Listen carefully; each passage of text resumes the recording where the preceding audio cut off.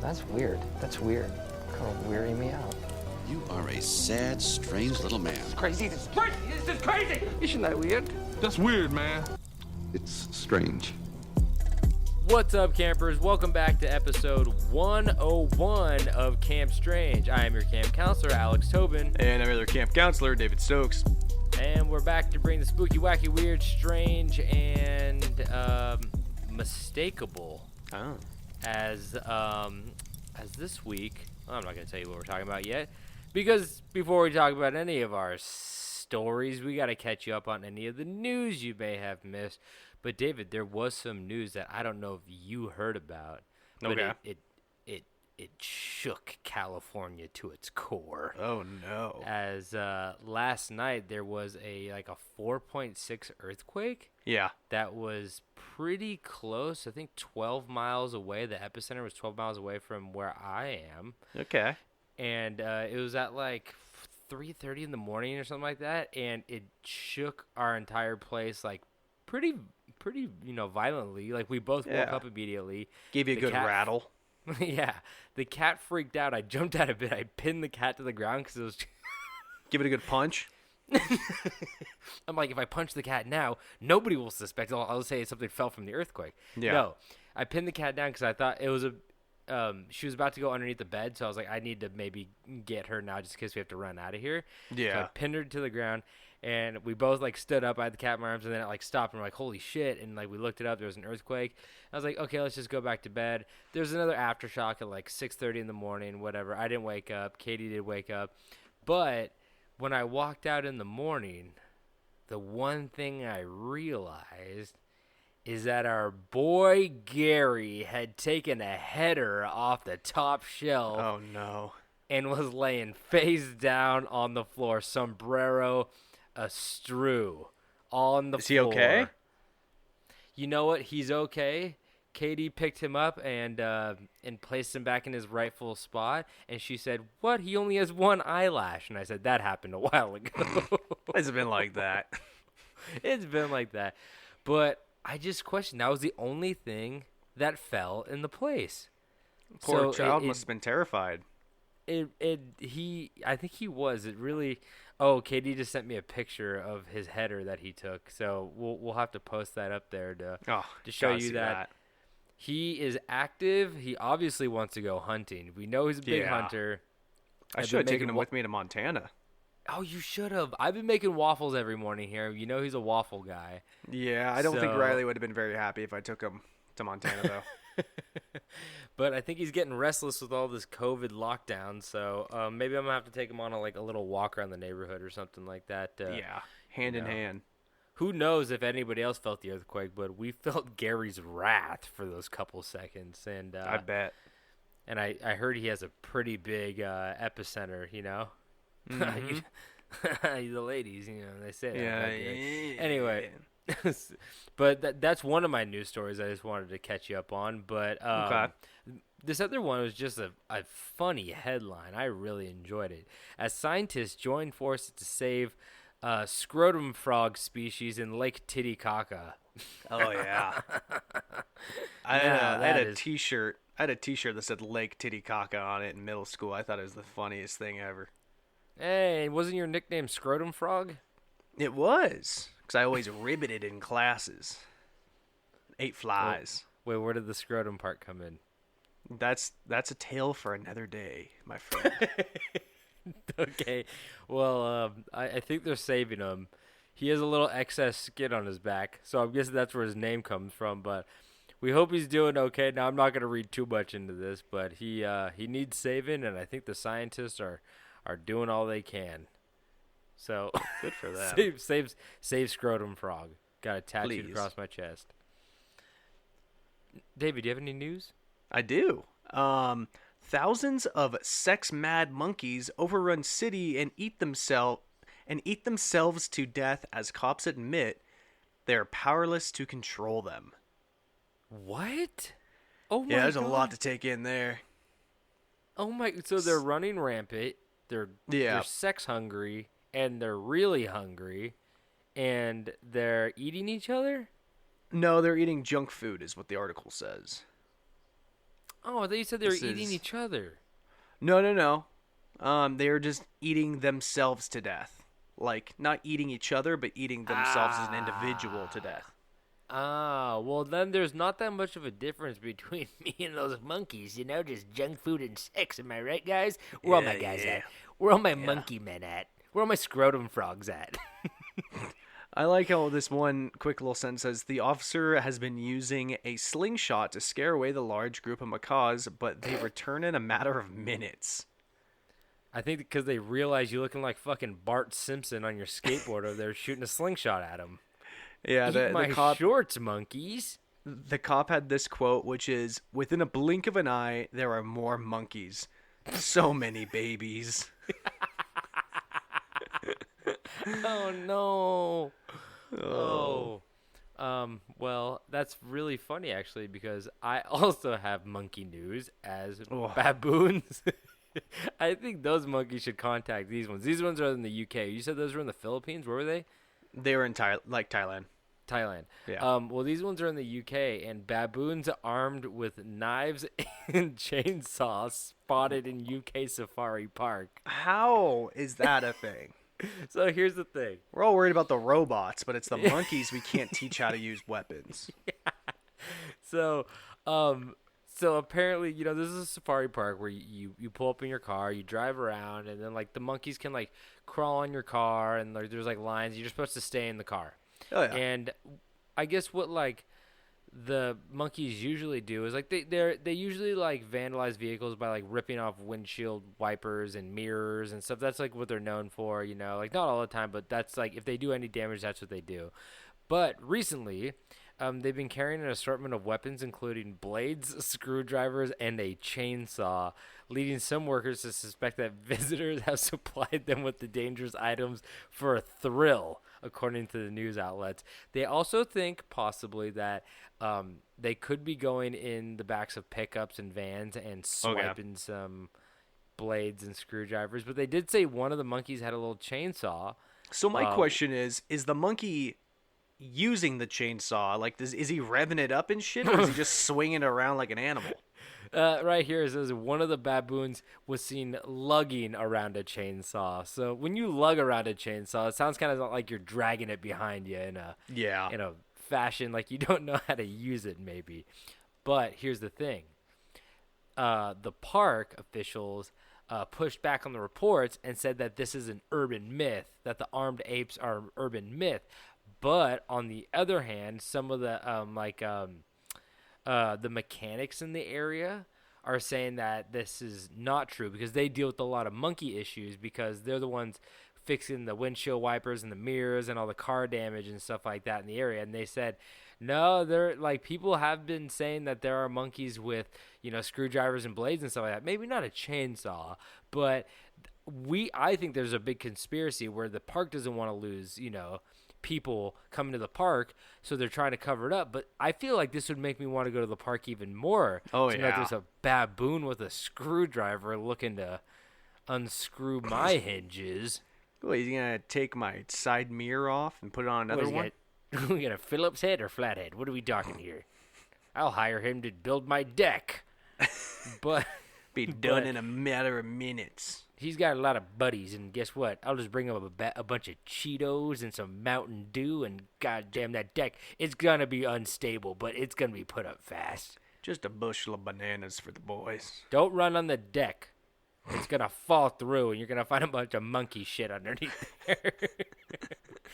But yeah, I just think that's fucking crazy. I don't know how much of it is true, but like it is still just like terrifying to think that like a baboon could just like crawl on your car and like you're inches away from like, you know, this thing. Those things have mandrills and all those, you know, big baboons and stuff. They have big long fangs, and I even seen Big like old the red little butts. yeah, those are scary too.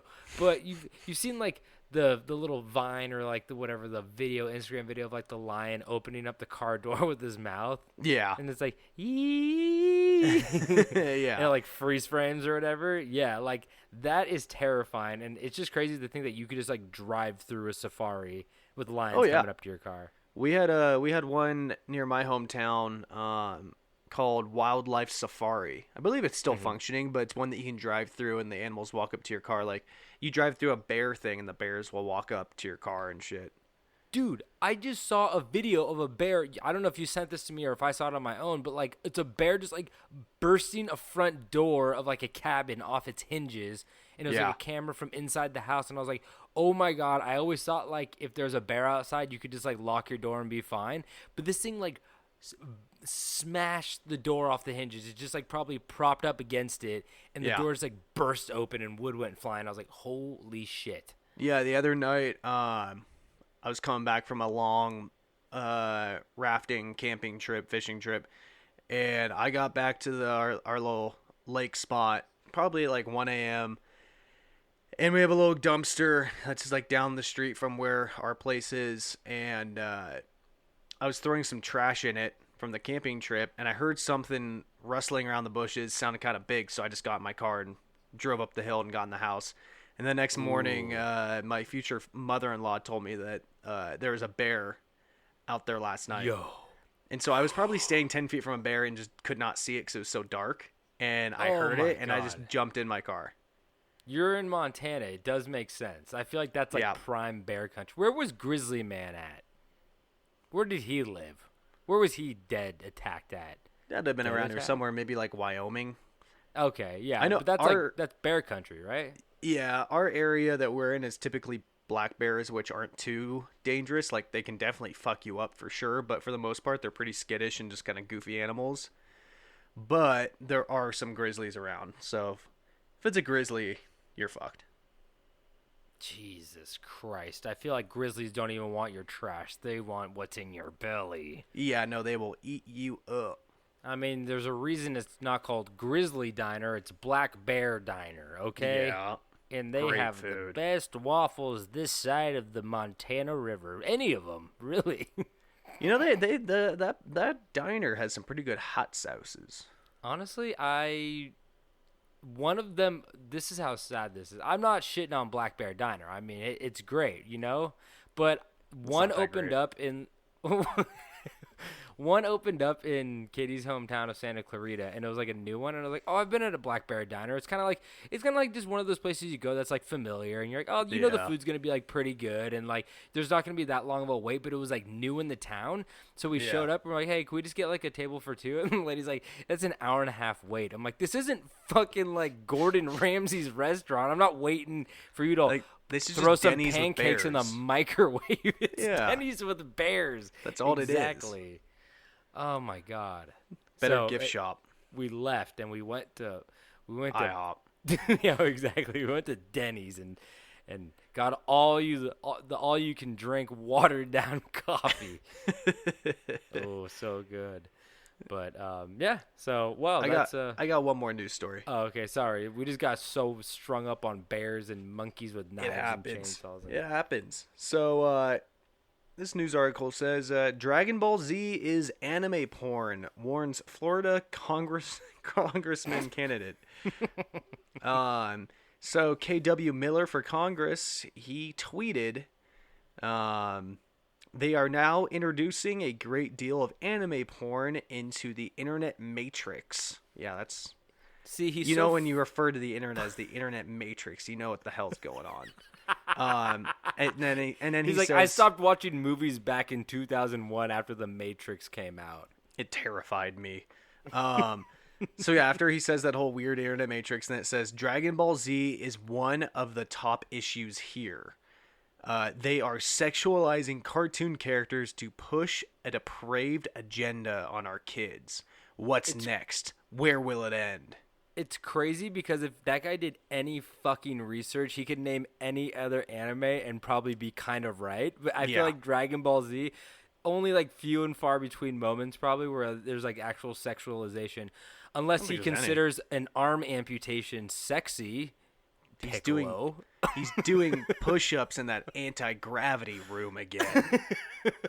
Oh no, not condensed gravity or whatever. Unless he considers a very small bald man a very sexy item. It probably does. I don't know. I haven't seen that show in so long. I heard they reboot it. Oh, maybe he's talking about the balls. It might be. They're all chasing these balls. He's like, I've been married to this beautiful woman for 16 years, and I watched that show, and now all I can think about are goddamn balls. I just want to collect all the balls I can. Get I'll superpowers. tell you what. Get one wish if I collect all these men's balls. And the only wish is, well, I want to think about my wife only for 16 more years before I leave her with a man with big scrotum frog. Just looking for a good scrotum frog. You ever seen any of those scrotum frogs? They're ruining nature, making it all sexy and shit. Yeah, I need to collect as many as I can because they're messing up the ecosystem. It's not for personal use. I just want to collect them. Need to catch them all. I'm just curious what it feels like. I don't know. I was curious. Oh, yeah. I just need I to lost catch my those issue frogs. of. What are you whispering? I just need to catch those Okay. frogs. we're gonna continue.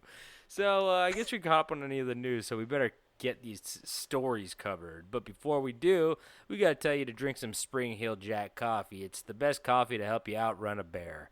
And you know what? That's all you really need in life: bear protection. By Spring Hill Jack's new brand of coffee, Bear Protection.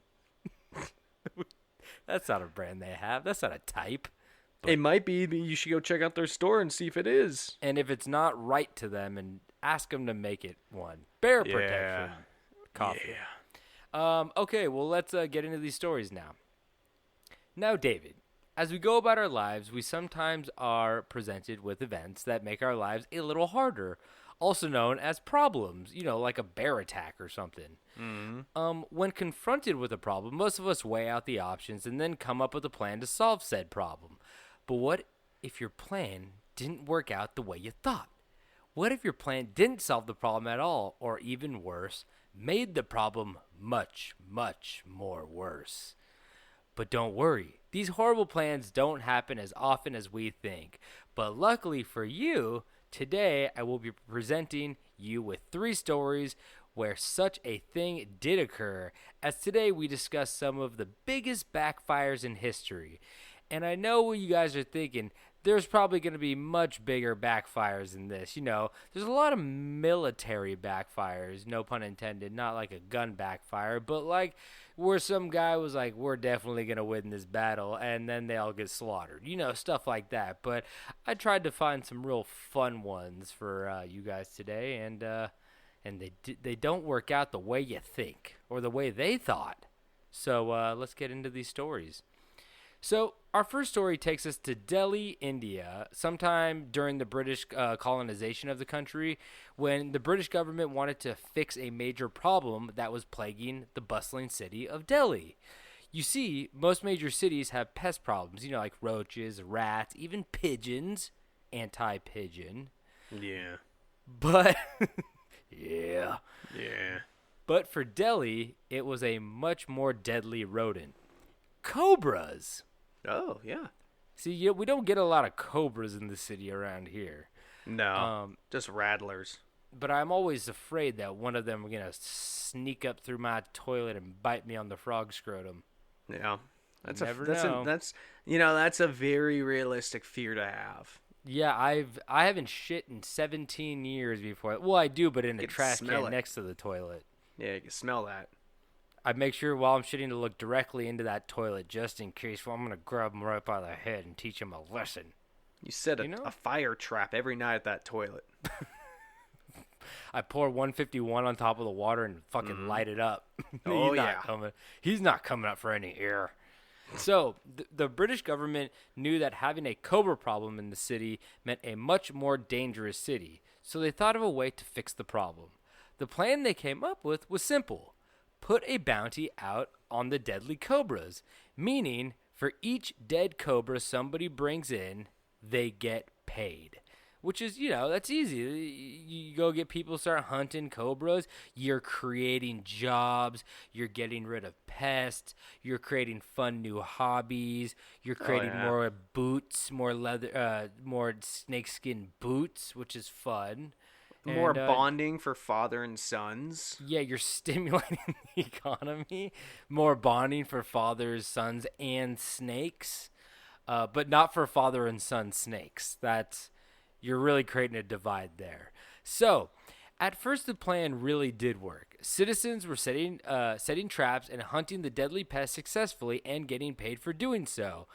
But there was always someone looking to find an easier way to make that money, which of course they did. To take advantage of this cobra bounty, soon many people started breeding cobras to kill for the bounty money, racking Makes up sense. some serious cash. Exactly. I would do the same fucking thing. Why not? It's smart. See, so they're racking up some serious cash. So they're just breeding a bunch of cobras in their house, and then once they got enough, they're like, okay, get all the males probably, kill them, bring them in, let the females give birth, do it all over again. You know what I mean?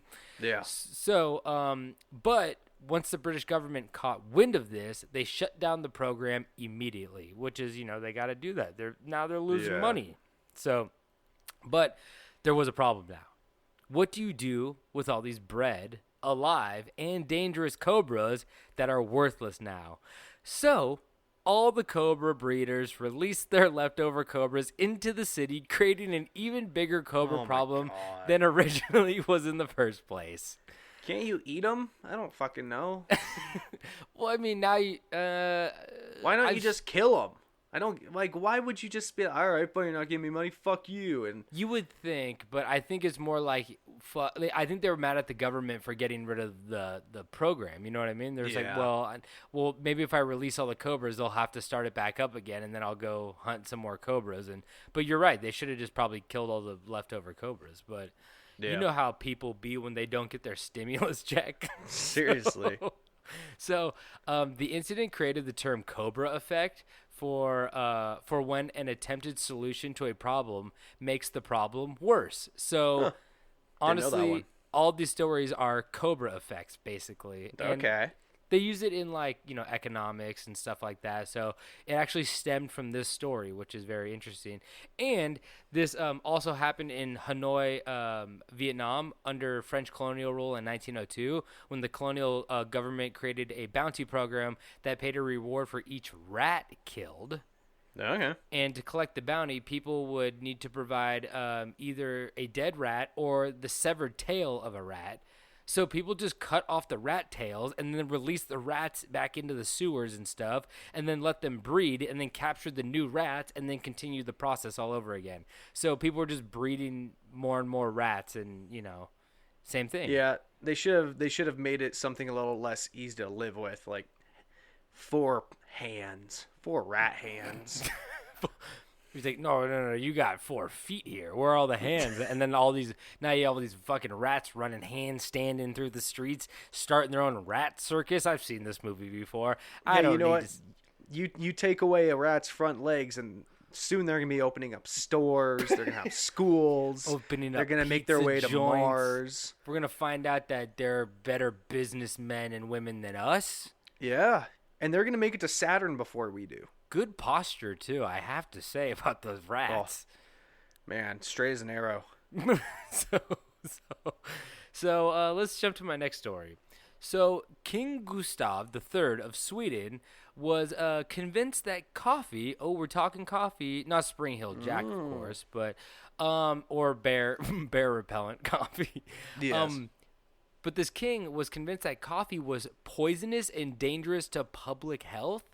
And he levied heavy taxes on coffee and even passed a royal edict banning it from the country. So they're like, no, there's no more coffee allowed, because I think there was a problem with I don't know if it was necessarily like coffee addiction or just like coffee prices. I don't know why this guy was like so adamant about the coffee. Like he was just like, no, coffee is bad. Coffee, but it does make sense. It does make people addictive.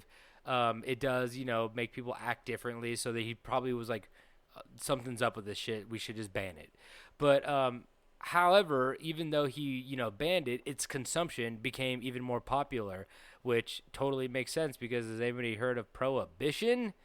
You always want what you can't have, including rat pizza. Including walking up rat, no hand pizza. I want my rat pizza. God how many damn it. how many handless rats does it take to toss a pizza? 3. Yep. So determined to prove its danger, the king ordered an experiment carried out. So because he was getting a lot of backlash on this, and he's like, I need to prove that coffee is actually dangerous to the people of my country and that it needs to be banned. You guys, this is not a joke. So he ordered an experiment where two identical twins had their death sentences commuted to life imprisonment. So he took these apparently murderous identical twins off their death sentence and changed it to life imprisonment on one condition. One got to drink 3 pots of tea a day, and the other one had to drink 3 pots of coffee a day. Holy shit. Now, I don't know how big a pot was back then. I don't know if they had, the standard... Was it 12 cups? Yeah, are there fucking 12 cups in a pot of coffee? I think so. Are there really? This motherfucker's drinking 36 cups of coffee a day. Well, I like to assume it was probably less than that, but Dude, there's you no imagine? Holy shit.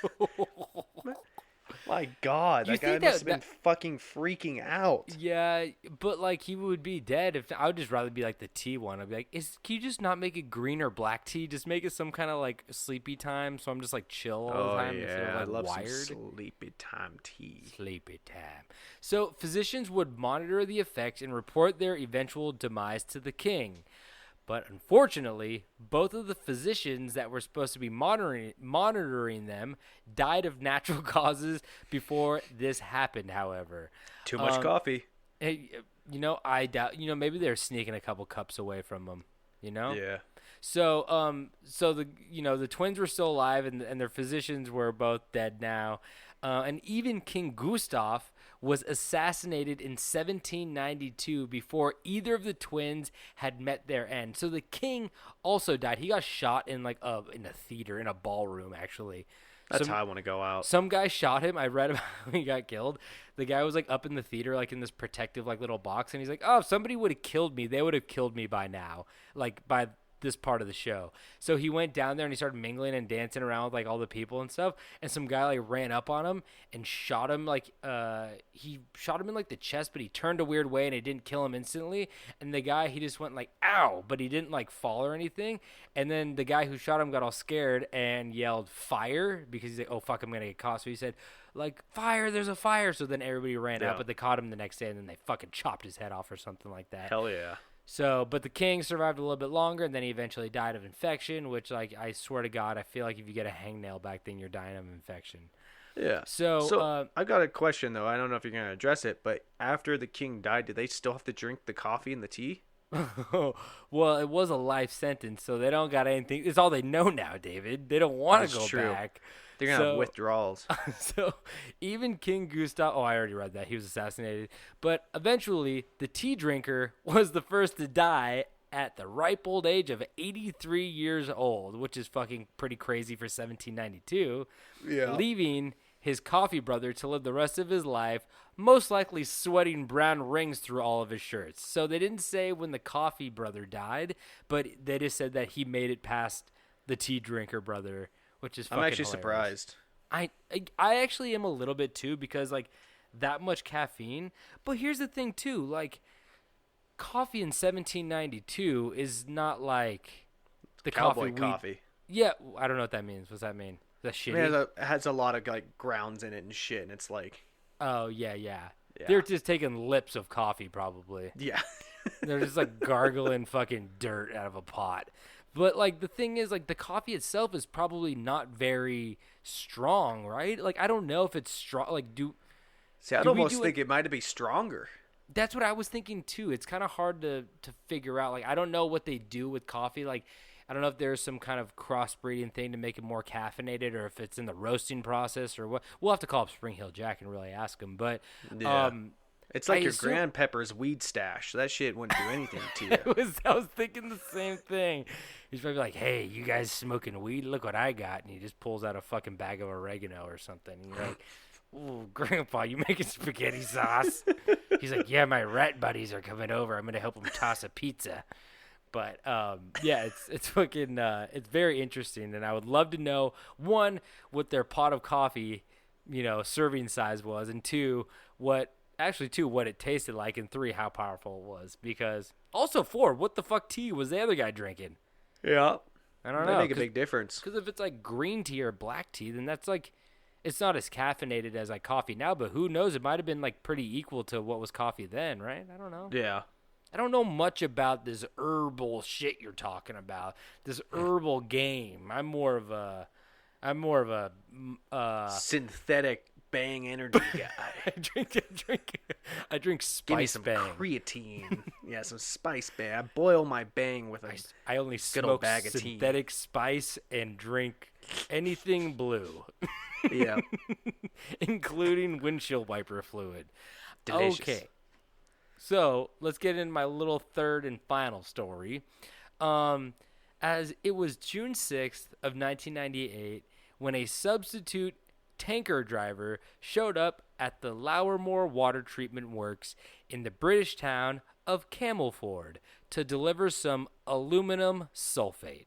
See, All right, so it's not a tank.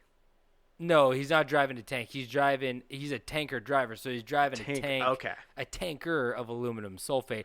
And Okay. if you're wondering what aluminum sulfate was, it's a chemical compound mainly used as a coagulating agent in the purification of drinking water and wastewater treatment plants. So I think it coagulates. I don't know. We are science men, for sure. No one can refute that. No one has refuted it. No. There's no arguing because we'll take you to the house on the periodic I'll table. take you to court for libel, actually. Defamation. I'm a lawyer too. I'm a lawman too. I didn't want Johnny to tell Law. anybody because I wanted to surprise him in the court of law when I walked in there in my purple suit. Oh. Is it the one you have from Halloween? It's my one from my background acting on Dolomite is my name. But I am a man of law as well. So, but yeah, so I'm pretty sure that it, probably coagulates some of the impurities in the water, and it helps to, you have to process it more. You can't just like put it in water and then be like, oh, it's gonna make water clean. Like it's just it's a first step of a process of running it through many steps to to purify this water. But he was there to drop it off, and his instructions were simple. Once inside the gate, the aluminum sulfate tank is on the left. And you know what? I feel like David and I have probably experienced that a lot as we, work in production. Most of the time they're like, you know what? Just go to this place and it should be on the left, and they don't even know what the fuck they're talking about. Oh, and yeah. And you get there and there's like 20 things on the left and you don't know which one you're supposed to grab. Oh, yeah. Which is, thank God for, iPhones where you can like take pictures or just phones in general, But wherever they send you and it doesn't make any fucking sense, there's never, ever cell service. Ever. You're right. Holy You're right, shit. Actually. Yeah, it's pretty bad most of the time. You just got to take an educated guess, or just you're scared to go talk to your manager again because you've already asked him 4 questions about how to get there. And now you're afraid if you're going to call him on the 5th one, he's just going to fucking yell at you or just be like, just go home. Yeah, there was one time I got sent to pick up camera equipment, and I pulled into this weird alleyway that had all these weird little shops. And I went into this one shop to see because there was no addresses, and I went in there, and there was just a bunch of like old ladies, and like this one guy just watching them. It was basically a small sweatshop, and and they were making ceramic Jesuses. What? Where was this? Somewhere in the valley, and I was like, where is this camera house? And the guy's like, oh, that's next door. I can walk you over there. And he like walked me over, and there's nothing on the walls. There was just one garage door. I had to knock on the garage door, and the garage door opened, and it was a small camera shop. Oh my god! And I was just like, I got some water in the back of the truck. Do your workers need some water? They work slower if they drink water. They look a little parched. What's going on over here? Nothing drives you to make the fine details on a ceramic Jesus look crystal clear than being extremely dehydrated. How much heroin are you putting in these little Jesuses? That's my question. That's what I'm thinking. I'm like, there's no way that it's profitable to make a bunch of little ceramic Jesuses, right? It was wild. I don't know. So, but luckily there's no ceramic Jesus, or unluckily, I don't know. But when the driver arrived, he noticed something.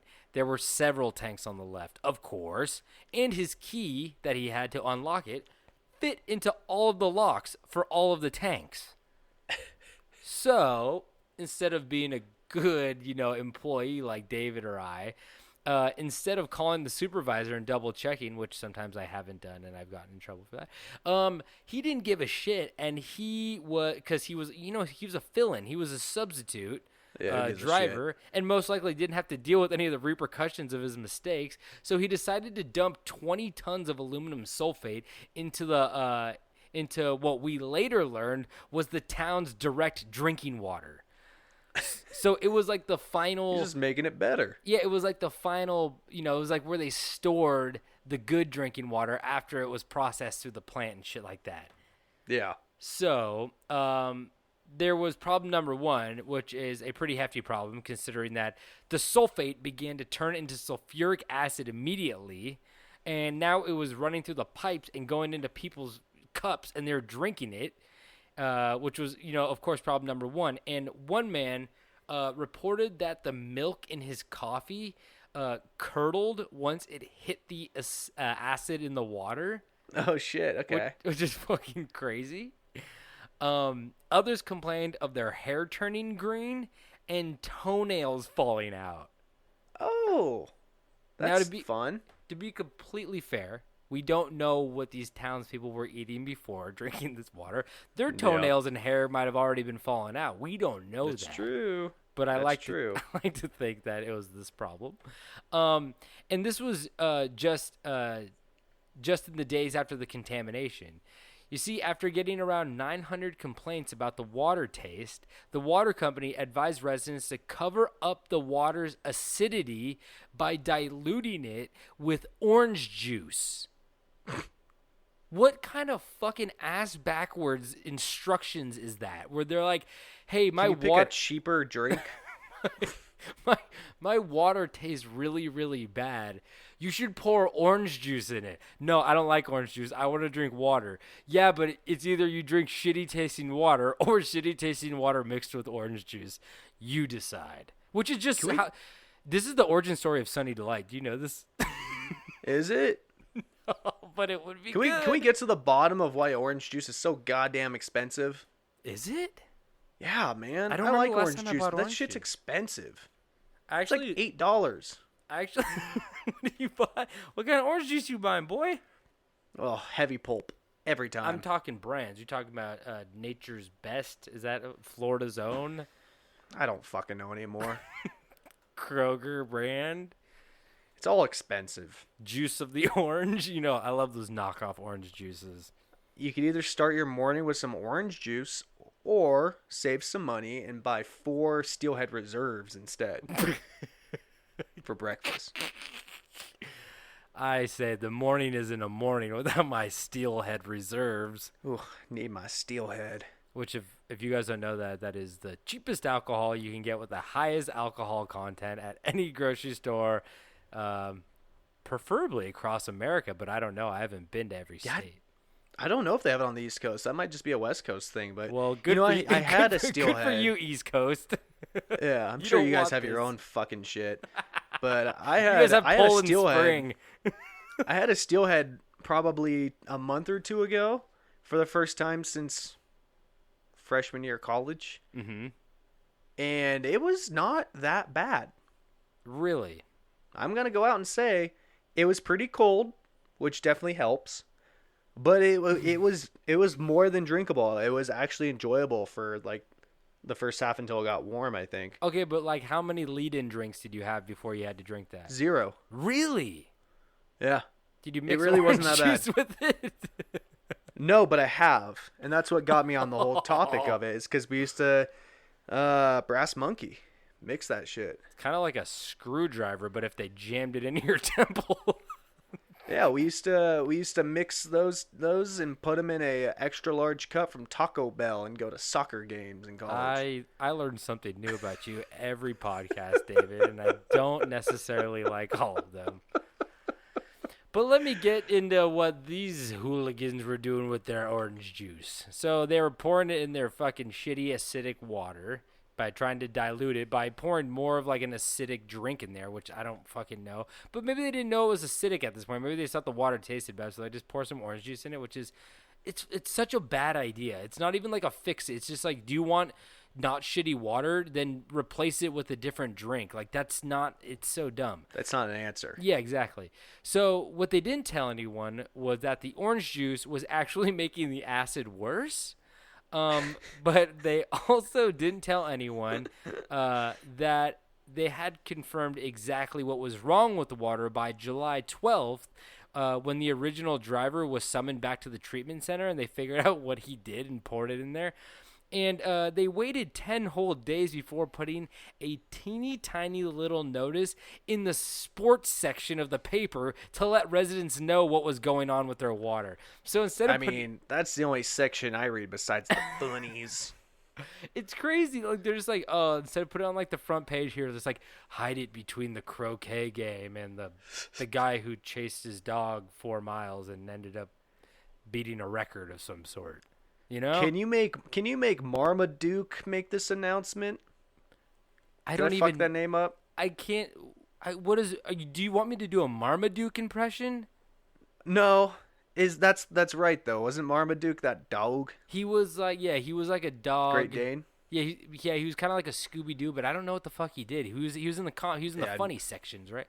Oh, that's not what the you mean. Slightest idea. He was in. Yeah, that's what I'm saying. Is put in in the funny section. They're like, hide this in the Marmaduke section. They're like, his paste over what he was originally saying. See, I don't know what he sounds like, so I'm just gonna do a Scooby Doo impression. Be like, Roro Reggie, the water tastes like Rit.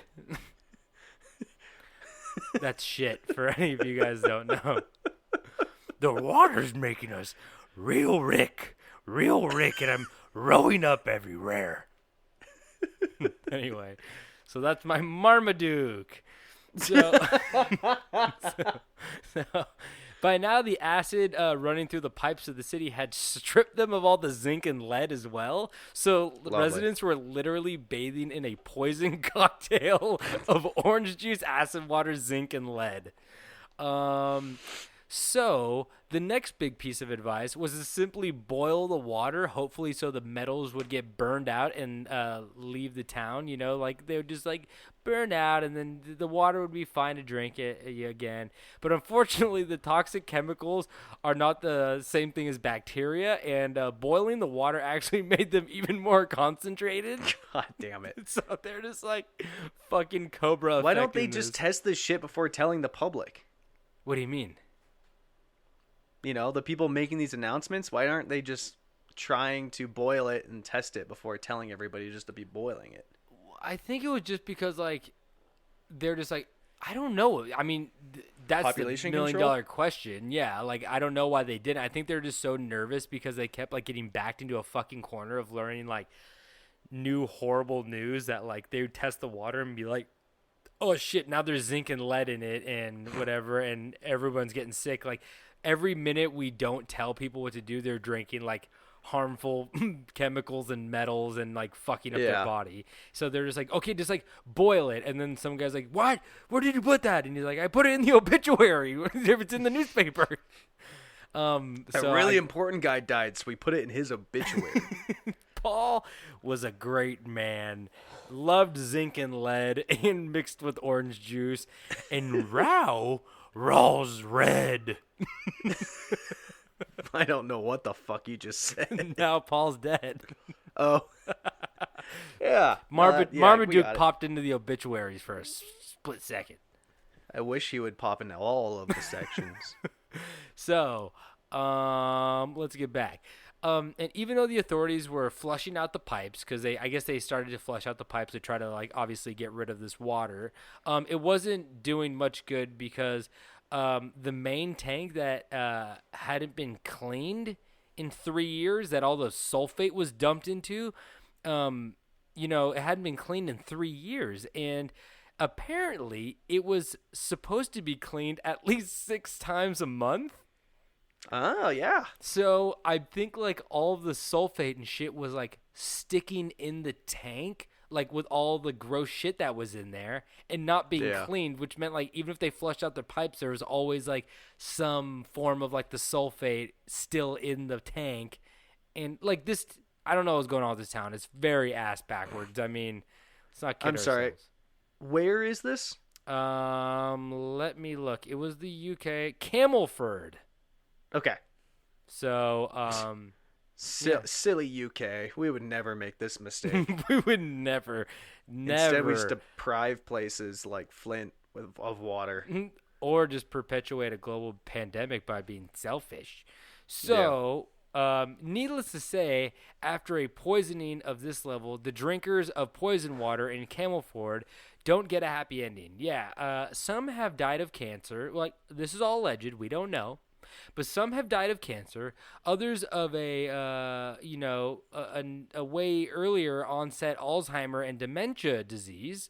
And the residents who didn't straight up die still report loss of brain function, premature aging, and decreased cognitive abilities. And here's my favorite. One victim had to get a bone biopsy, and the doctor found a ring of aluminum in his bones, like the ring around a tree. Fuck? The aluminum had seeped into his bone. And so this is how Wolverine started. Orange juice and poison. Everybody knows that. There you go. That's in his origin story. If you read any of the comics, you would know this. Yeah. So you would think, Camelford residents would end up with $1 billion settlement out of this disaster. But apparently they only got 500 pounds total among about 650 claims. And the highest claim anybody received was 10,000 pounds, which is just a little over $16,000. Oh. Oh, lovely. David's happy with that amount. He's like, oh, I get $16,000 and a cool bracelet around my bone. Isn't this cool, Mom? We're having Taco Bell for dinner this week every night. Now you have nacho cheese in your veins too, cowabunga. So, in the end, I guess it goes to show you that sometimes plans just don't work out the way you intended them to, and more importantly, that we usually think the government has their shit together. When in reality, we should probably just stay home a little while longer and skip the club, even though the government says it's okay. But what do I know? I'm just a guy who doesn't want to die over an overpriced drink at a bar. See, I wrapped up the coronavirus thing in there. So, there you go. Even when the government goes, you're safe to go outside. Go to all your restaurants. Maybe sometimes you should be like, the 500th person in the restaurant, just so you're not like, oh shit, that was premature, and they didn't actually know what they were talking about, and now I'm sick. Yeah.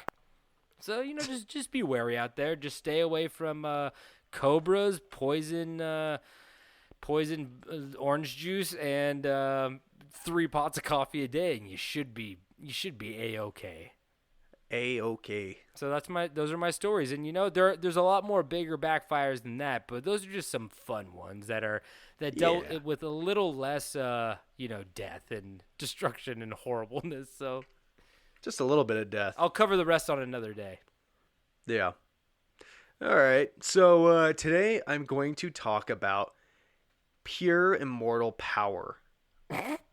And the pure immortal power of one of the greatest writers to ever live, Ernest Hemingway. Whoa, I know him.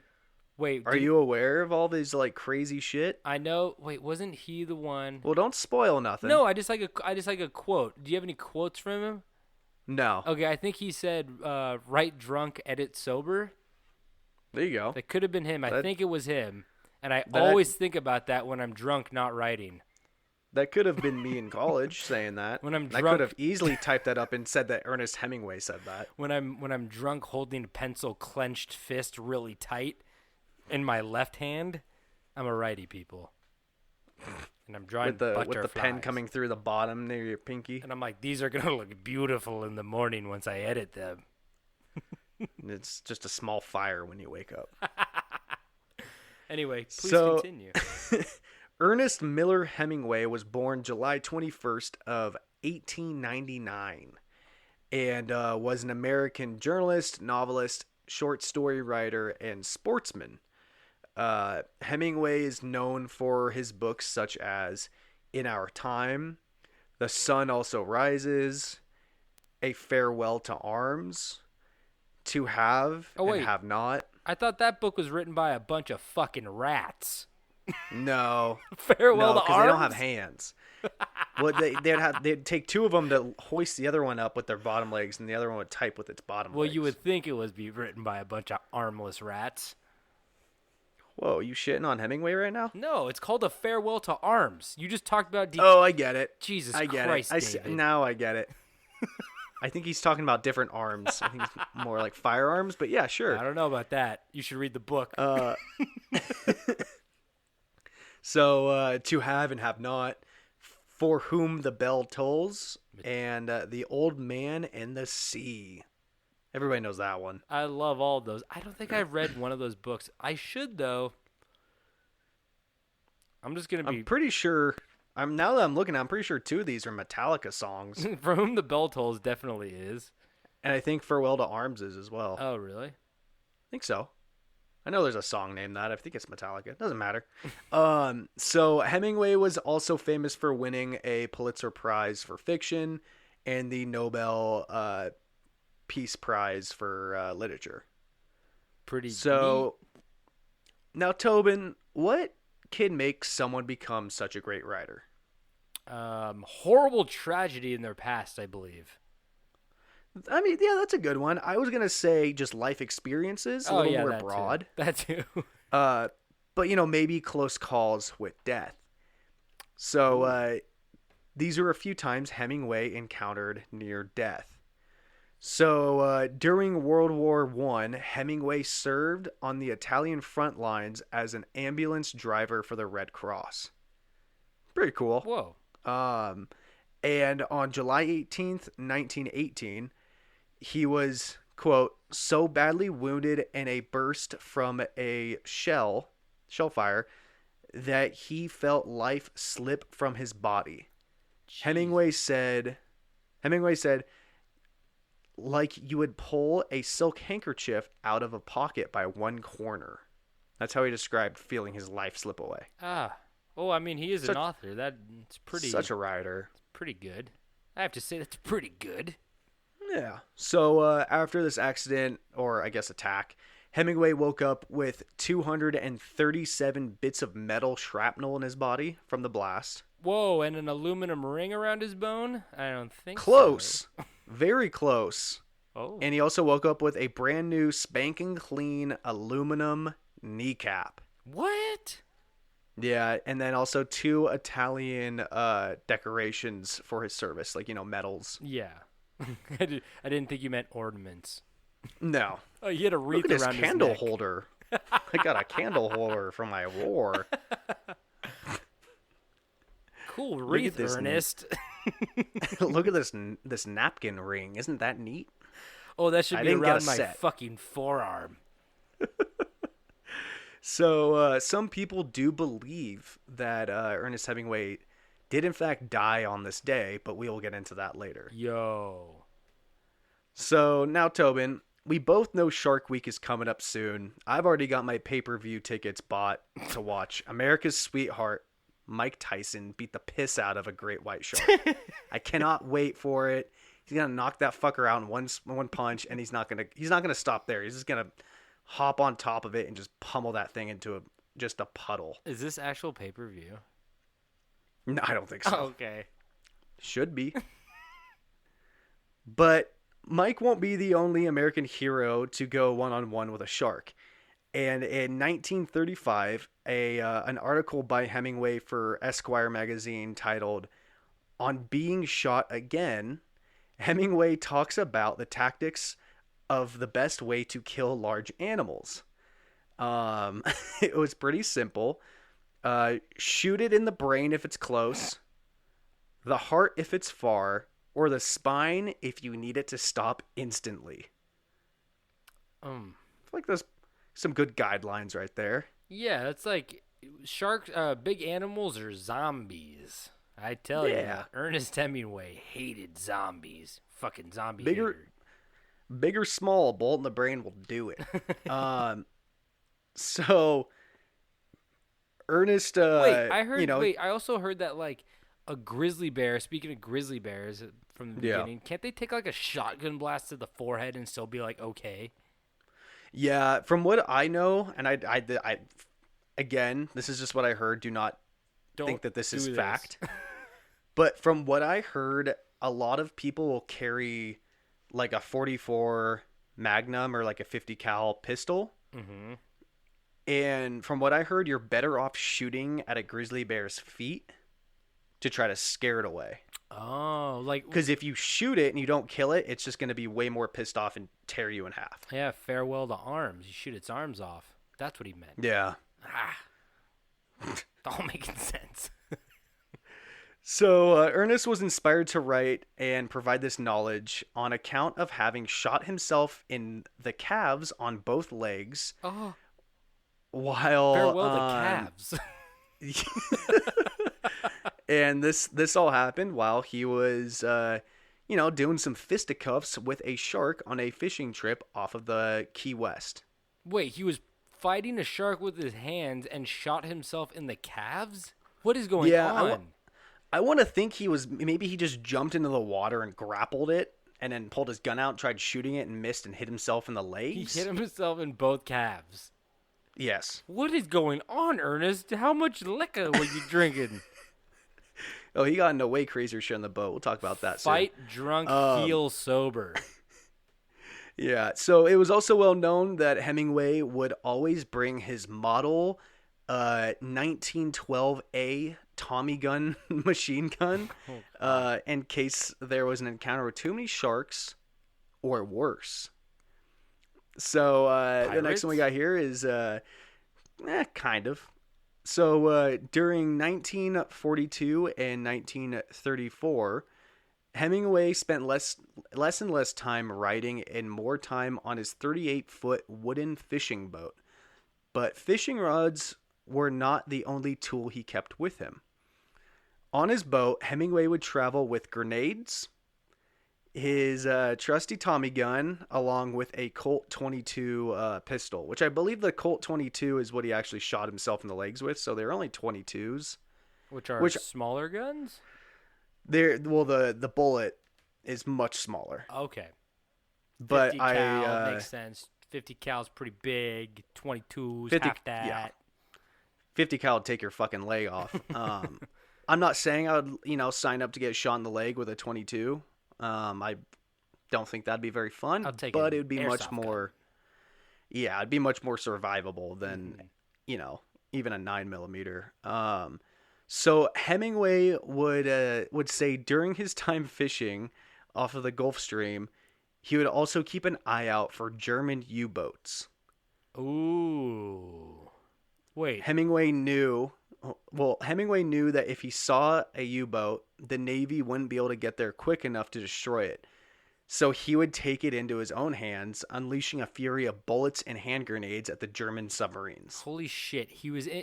They were in a submarine. He was in a wood fucking boat throwing grenades and shooting them with a Tommy gun. Holy shit. Like, I respect the man for, being it's like really badass, but you have to think about the consequences of them being like, oh yeah, look at this guy in his little boat. You know what I mean? Well, in his defense, can you blow up a sub with a grenade? But shooting a relatively small, 38 feet's not small, but it's definitely not huge. Shooting a 38-foot wooden boat with a torpedo would probably be pretty fucking hard. I guess you're right. They'd have to pop open the little hatch and then pop, but he knows where they're coming out of, so you could just keep that Tommy gun fire, exactly. Or just when they pop it open, he could Michael Jordan and boom, shoot it right in there in the hole. I wonder if that was ever something the military or any military ever thought of was submarines. Just send Let's go jet skis. just Hemingway on a jet ski. Yeah, I'm about to say, it's is that what the military ever thought? Just send Hemingway. Don't waste all of our men. Just send Hemingway. He'll get the job done. Give him a Twizzler, a torpedo, and a root beer and one of those Nutter Butter. Reese's Nutter Butter. And a KFC bucket. Oh my god! You just see Hemingway drunk as shit with the KFC bucket on his head. But that's his. That's it. That's his. He walks into camp. All the German. You've seen it in every movie. He stumbles into the camp. He goes, "I'm gonna kill all of you," and the Germans go, "Ha ha ha! Look at this guy. He's so fucking drunk." And then he's like, "I'm an actor," and then he throws off the bucket and. You've seen it in every. He throws the movie. bucket up. He shoots the bucket 6 times, reloads, then shoots all of them. just for the pageantry of it, the fanfare. So, luckily for Hemingway, or I guess luckily for the German U-boats, Hemingway never had the actual opportunity to implement his crazy attack plan. Oh, shucks. But, God, he was ready. Can you imagine that? Just put yourself in, like, the seat of, 1943, and you wake up one morning, you go out, check the paper, and front page, famous author Ernest Hemingway dies after sinking 6 German U-boats with nothing but a Tommy gun, a .22 pistol, and a bundle of hand grenades. But in reality, I think I know what happened. A German U-boat went right near his boat, and he looked over at it and went, "That's kind of far today. Oh, fuck. It's kind of far. I don't have it in me. I'll let just this one pass." And then, 4 minutes later, another one goes by, and he goes, "Okay, just these two can go by today. I'm too hungover for this. Wait till I've had my orange juice with acid in it. Then I'll be ready." Gotta get rid of these toenails before I'm ready to fight. You can't fight with these toenails. So now you can't talk about a man's immortality if a plane crash or two weren't involved. Whoa. So while on an African safari in 1954, Hemingway survived not one but 2 plane crashes in 2 days. Do you think that maybe he was the problem? He's like, "I can't take down a sub, but gosh damn it, look what I could do to this plane." I could take this plane down. He's becoming I more. might be on it. He's becoming more and more of a pirate in my accent as I go. Yarr, his plane, I tell ya. So, in the first, a single engine Cessna plane, which was carrying Hemingway and his wife, crashed when the pilot attempted an emergency landing to avoid putting a flock of ibises in a old plane propeller blender. Having to go down right then and there, the pilot had 2 options: either land in a sand pit where 6 crocodiles were laying while basking in the sun, or in an elephant track through thick scrub. I feel like this guy's fucking life is like a movie. He's like, keep flying, hit a flock of birds, land here, hit a flock of crocs, land here, hit a flock of elephants. Like, what the fuck? This is like a mummy movie. And did he with less dick? Less Brendan Fraser. I don't want it unless it's Brendan. But the thing is that I was wondering is, did he not hit the flock of birds because they were going to make the plane go down anyway, or was he trying to be ethical? It would definitely fuck up a small plane. Yeah, I think the same. Okay. Yeah. So the pilot chose the scrub, and the 3 people spent the night in the jungle surrounded by elephants. The next day, the Hemingways, being Ernest and his wife, boarded another small plane. Not what I would do after crashing one literally the previous fucking day, but oh well. But like I said before, this plane also crashed, and then it caught fire. Both the Hemingways were seriously injured this time around. Not, last time they're okay, but this time they're pretty injured. But not as bad as many newspaper headlines thought after reporting their deaths in the crash. He's like, believed to be... The wife's like, "The plane's on fire, Ernest, I can't get out, the seatbelt's stuck." He's like, "I got you," and he just leans over and shoots her through both the calves. I was aiming for the seatbelt. Shit. That should do it. So, believed to be dead, Hemingway walked out of the dense jungle with a smile on his face, a huge bundle of bananas in one hand, and an open bottle of gin in the other hand. Whoa. And he's a gin he boy. was quoted.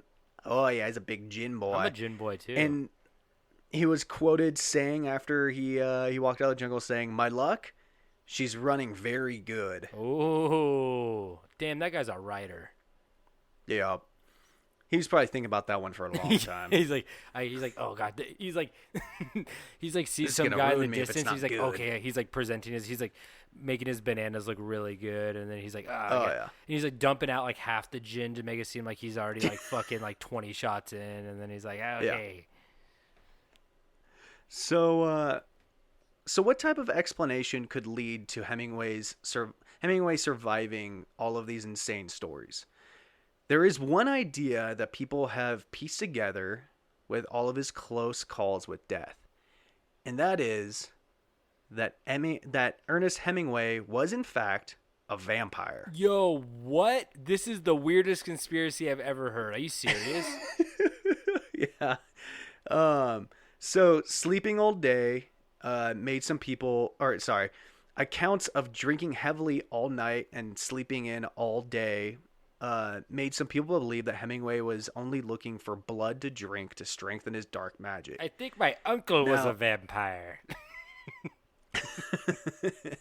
Now there's a huge whole article about this, diving deeper into what exactly they think makes him a vampire, but the only problem is that it has a paywall, and we don't make money off this podcast, News so I'm not gonna is pay free. nothing.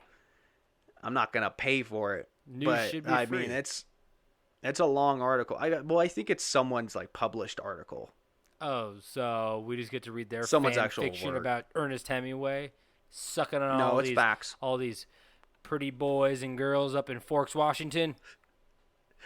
So, at the end of Hemingway's story, the legendary author had taken his own life at the age of 61 with a traumatic self-inflicted head wound. Oh, So, could it be that nothing on earth could have killed Hemingway but himself? Had he actually lived for many lives as an immortal vampire ready to meet his end? Nothing is for sure except this, and that is that this man's taste for death was never quite quenched. well, you know what? You were very foreboding with that whole, I know how to kill an animal, shoot it in the brain. Yeah. I didn't know he... Well, I believe his wife did find him once with a shotgun, like to his head. Fuck, I didn't know he killed himself. I know it's like probably a very well-known thing, but for some reason that just escaped my mind. I don't know why I didn't know that, but... Yeah, towards the end of his life, he was very paranoid that the government was trying to like kill him, and so he went in and out of mental hospitals. And I believe he actually died in a mental hospital. Like he busted his head open in his room. Oh, fuck. I mean, Yeah. that's the price of being a genius, you know? It's like... Yeah. Everybody talks about, like, it's kind of like when the really smart kid doesn't know how to, like, talk to people, and you're like, oh, that guy, he's kind of awkward. Like, I feel like that's what happens with some of these geniuses, you know, where they're just like, oh, they won Pulitzer Prizes and Nobel Peace Prize, and then there's, like, they're just, like, totally plagued with all these, like, hidden problems, or they have this, like, horrible upbringing or traumatic past, and then, you know, their life is, like, everyone thinks it's like, oh, their work is so good, but their lives are just like miserable or something. You know what I mean? It's very it's not every single person out there, but even like Einstein, I heard like he would get lost walking home from his, you know, the laboratory or work or whatever. Like he would have to have like flashcards and whatnot, and would there's a lot of really brilliant people, some of the greatest minds that towards their end were not doing so hot. I mean, even me, sometimes I put the wrong... I was going to say, look at Kanye. Exactly. I mean, he's having some real he's a problems self-proclaimed right now. genius. No one's called... I mean, I guess everybody calls him a genius in music, but yeah. I think musically he's a genius, but... Yeah, but I mean, even me, sometimes I put the socks on the wrong feet, and I'm not perfect, guys. I know I'm a genius, but guess what? Sometimes my socks, they go on the wrong feet. You have foot specialized socks? They're supposed to, one's supposed to go on one, and the other one goes on the other. You open the pack, you're with a Sharpie. this is left, right, an R. You gave me a L. You gave me a pack of all fucking L. left socks. What am I gonna do now? God damn it! I want a refund. So is that the end of your story? Yes, it is. Oh my god. Well, you know what? I'm gonna lean toward that he was a vampire, but it would have been a little bit nicer of an end to, find a nice steak somewhere on him. But you know what? I miss him, and mental health is serious, and we should take it serious. And Ernest was suffering, and I wish he was still around. He'd probably be 150 or something, but. Well, he was born, so he would be. He's immortal. He's a vampire. Well, if he was actually born on his actual birth date, which was in 1899, that'd make him 121. Oh, look at that! But he was born way before that. Okay, he was alright. I gotta say, man, I think my quick math has been like on a whole new level lately. I feel like I need to go back to school, become a mathematician. Because you're drinking whiskey. My math has been like. Yeah, I'm drinking whiskey, but I'm a whiskey man, so it happens. But God, my math is good. Ask me a math question. Do it. Add drunk, subtract later. I mean, subtract sober. I'm sorry. Wait, you want me to ask you a math question? Do it. What's the hypotenuse?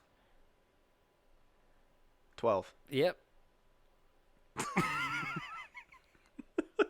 Zinc. Potassium. Okay, you guys, I think that wraps up our episode for today. Thank you so much for tuning in and listening. Magnesium. If you guys want any more information, go to campstrange.com. We have all the hyperlinks there for all of that. If you guys want merch, we do have merch. You could go check out the merch. And if you want to rate, review, and subscribe to us, you can do that on Apple Podcast or just listen on any other platform. And if you guys want to send us an email, hydrogen, send it to campstrangepodcast@gmail.com, and we will most likely respond. David has all these elements for us. Even he's throwing metals and noble gases out there. It's pretty good. Einsteinium, David. Dirt. There we go. And gravel. What else do we have, David? We've got gravel. We got plutonium. Are we doing these again? Just do it. All right. I have a big old balloon boy that looks just like your daddy. Oh, I have that glowing green stick of I think it's uranium that bounces in the back of Homer's shirt when he leaves the plant in the beginning of the Simpsons intro. Yeah. I think Maggie gets a hold of it. I've got all 3 seasons of Dinosaurs. Remember that show? Yeah, that was cool. I have. You ever watch the last episode of that? Have we talked about this? No, but I just loved the baby because he hit the dad in the head with the frying pan. Gotta love me. I'm the baby. No, dude, go on YouTube and look up the last scene of the show Dinosaurs. Doesn't the asteroid hit the Earth or something? Yeah, the asteroid hits the Earth and they're in the Ice Age, and the baby's like, "Daddy, where are we gonna move to?" And he's like, "Well, son,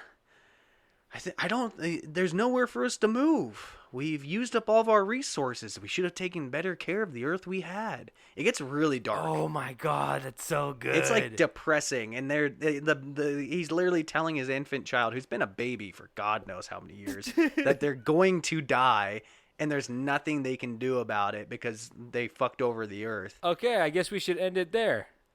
We're ending our podcast like the end of Dinosaurs. So, David, do you have anything else to say before we head out? I'm pretty sure I already said this, but wear your fucking masks, people. There we go. It's not that fucking hard. Just do it. And don't forget to stay strange.